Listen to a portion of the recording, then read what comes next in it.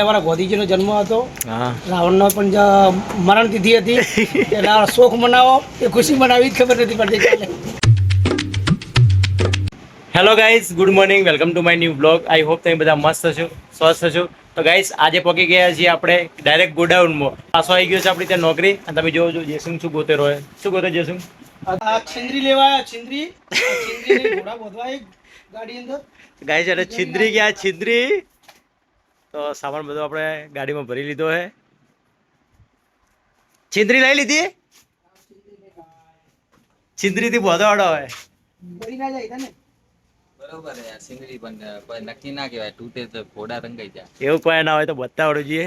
ચાલશે ચાલો. તો ગાઈસ આપણે આ ભાઈ આપણે નવો આવ્યો છે. એટલે નવો જ નહીં, પેલા જૂનો હતો અને પાછો આવી ગયો. સાચી વાત છે.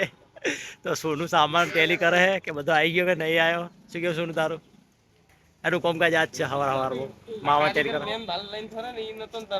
સાચી વાત છે, સાચું કે ગાય સુધીઓ. અને તો પડે એમ કે હું 1900 ને એમ કોઈક આવેલો છું નોકરી પર એમ કે. એટલે બહુ જૂનો છે જગો પણ કોક. કાલે અમારા ગોધીજીનો જન્મ હતો. હા, રાવણનો પણ મરણ તિથિ હતી.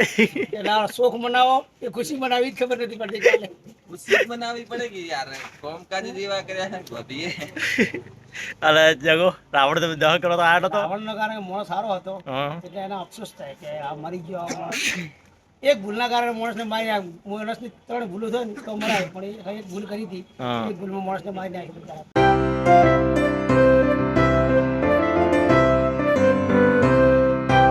ગાઈસ જે સુરત હવે ભૂખ લાગી છે, વઠિયા કા ઉભો રહ્યો છે, કાકો ચા બનાવે છે.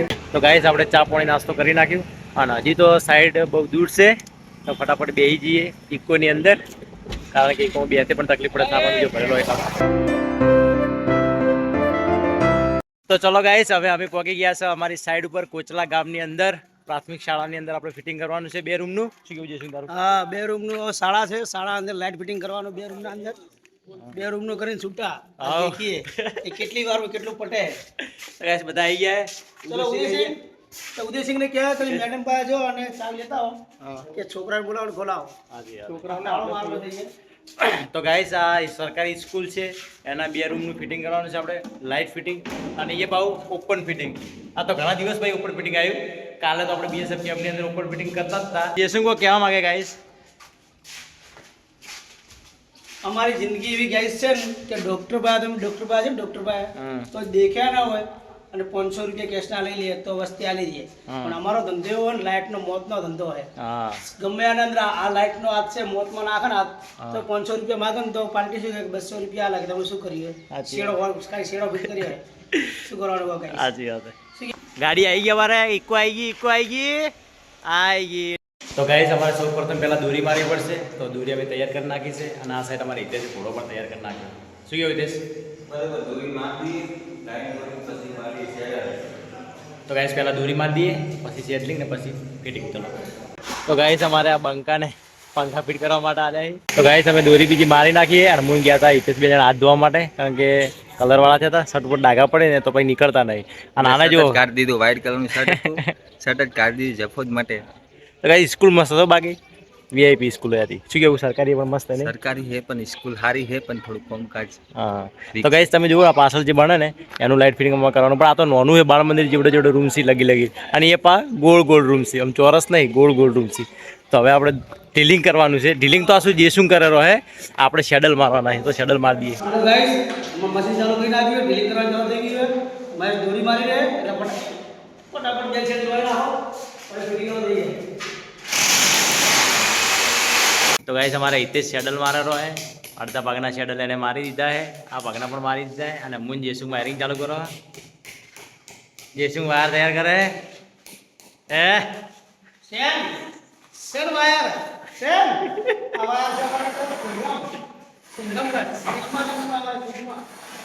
સેન વાયર એમ જાડો એ લઢીનો. તો ગાઈસ અમે વાયરિંગ ચાલુ કરી નાખ્યું છે. તમે જુઓ ખાલી તોતરા લબડાઈ નાખ્યા. પાટલી પર ચડીને કામ કરવું પડે ગાઈસ. તો ગાઈસ અમારે આ રૂમનું કમ્પ્લીટ વાયરિંગ પતી ગયું છે. અને હિતેશે પંખા પણ લબડાઈ દીધા અને ટ્યુબલાઇટે પણ માર નાખી અને મેં બોર્ડ પર કટિંગ કરી અને અત્યારે લબડાયા જ છે, પછી મારીશું. અત્યારે તો અમારે પંખો ફિટ કરે. શું કહેવું હિતેશ? હા, આજે ચાલુ કરવાનું, પંખો લબડાવે છે. ગાઈસ તમે જુઓ જીસુ કેવા ગીત વગાડે છે.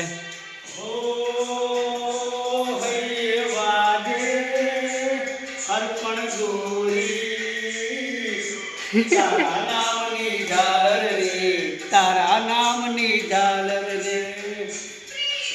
ગાઈસ ગીત કેવા વગાડે જુઓ ખાલી. આ તો કોઈની કોકની યાદ આવી ગઈ લાગે મને. કોની યાદ આવી છે ખબર નહીં હવે, બાકી ગીત વગાડે છે. અરે આવા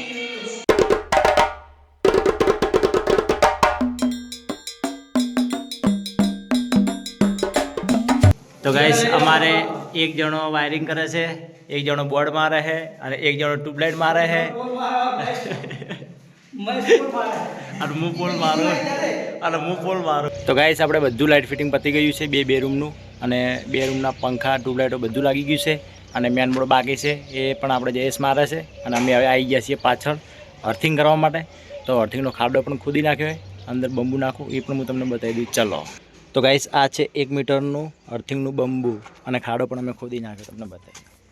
જો એ આ ગયું અંદર અને અહીંયા છે પાછળ સ્વિચ બોર્ડ, એથી ઓપન પાઇપ મારીને કનેક્શન કરી દઈએ. તો ગાઈસ આપનું જે કામ હતું આજે બધું પતી ગયું છે અને હવે ખાલી આ સામાન ભરવાનું બાકી છે. ડોલિયો ભરેલા ઇકોની અંદર, તો ડોલિયો ભરી દઈએ પછી હાથ પગ ધોઈને નીકળીએ ડીસા. તો ગાઈસ તમે જોઈ શકો છો આ ટાઈસ દેખાય અને આ સાઈડ દેખાય ને એ આધરા લોકો માટે છે. તો જયેશ કો ક્યાં માગે, શું કહેવા માગે જગા તું? હું પ્રેક્ટિસ લઉં કે ઓધલા લોકોની ફિલિંગ કેવી જાય, ચાલે તો જેવી તકલીફ પડે. મારા ઓખો બંધ કરીને બહાર નીકળવું આજે. હા રોડ આવી જાઓ. ઓખો નહીં ખુલવાની હો, આમ ઓખો બંધ કરી તો ઉપર તું દેખે રહો એટલા ચાલે. જે દેખાય યશ ની ચોગન આવે હેડો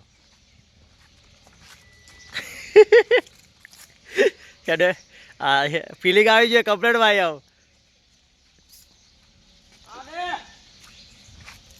તો ગાઈસ તમે જોઈ શકો આ જગો ઓખો બંધ કરીને હેડો રહે કમ્પ્લેટ. એ ભાઈ આ પગલા વેલ જગા હેડવા દે ભાઈ, હેડવા દે. ટ્રાય દેખા ઉપર પર દેખવા દે, હેડવા દે. તો ગાઈસ જેસુ કમ્પ્લેટ જાય રહે, કમ્પ્લેટ હેડવા મારો છો. ફિલિંગ તો કમ્પ્લેટ આવે ગાઈસ. આ ટાઈસના લીધે હેડી કે ભાઈ ના કે ના હેડે, બોલો 101% ના હેડી કે એ ટાઈસ છે ને એટલા માટે. બસ કમ્પ્લેટ